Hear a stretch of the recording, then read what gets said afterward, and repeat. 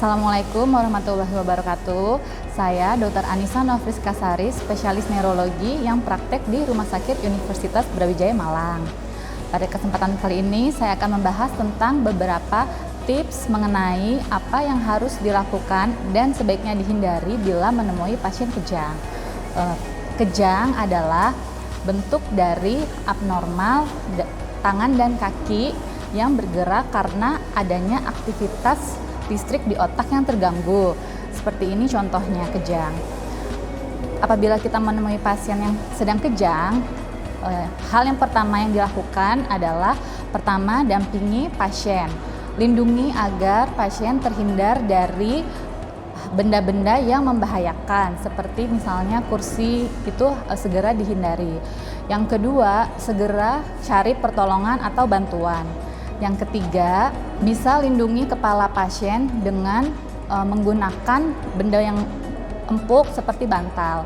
Yang keempat, catat durasi kejang dan apa saja yang terjadi selama sebelum dan sesudah kejang, seperti mata apakah merem atau melirik ke kiri atau ke kanan, kemudian tangan bergerak kelojotan atau kaku seperti itu, kemudian apakah ada keluar busa dari mulutnya atau ngompol setelah kejang, dan apakah setelah kejang pasien sadar bisa diajak komunikasi atau tidak, karena informasi tersebut berguna untuk kami para dokter mendiagnosa penyakitnya.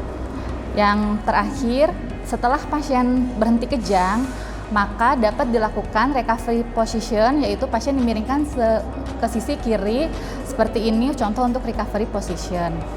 Dan hal yang harus dihindari apabila menemui pasien kejang, yang pertama, sebaiknya jangan memasukkan benda ke dalam mulut pasien, baik itu sendok ataupun jari, itu sebaiknya dihindari.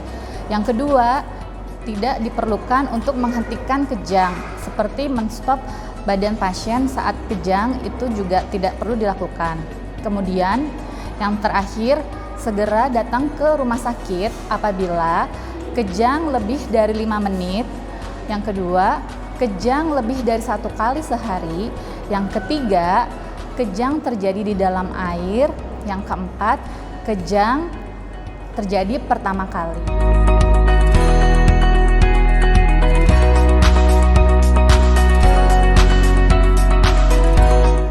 Kejang itu macam-macam. Yang pertama bisa jadi stroke.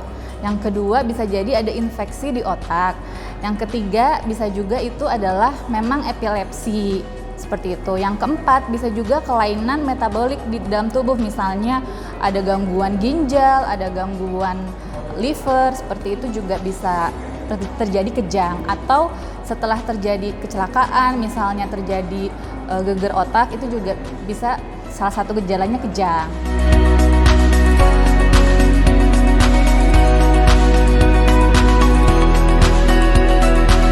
Pada pasien dengan riwayat medis sebelumnya memang rutin minum obat kejang dan ternyata kejangnya karena terlambat minum obat, itu bisa dilanjutkan obat-obatan kejangnya kalau kejangnya 1 kali.